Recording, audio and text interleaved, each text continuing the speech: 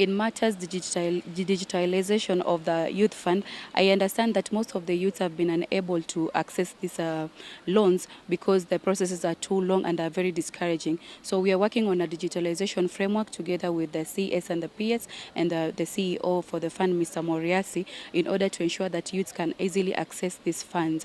So I gave an example of whereby we can come up with a USSD code, just like the Hustler Fund, or maybe probably incorporate it under the Hustler Fund.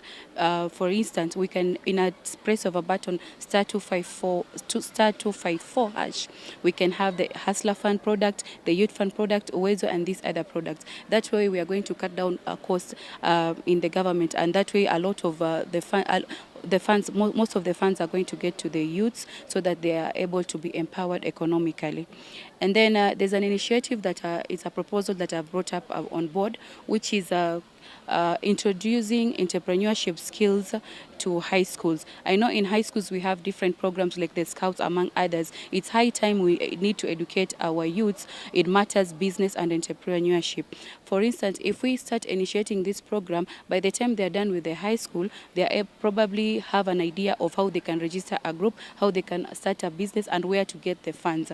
And we've had discussions on a number of issues, but largely on penetration of the Youth Enterprise Fund, the beneficiaries, our youth getting loans, and especially the number of national government funds that are channeled down.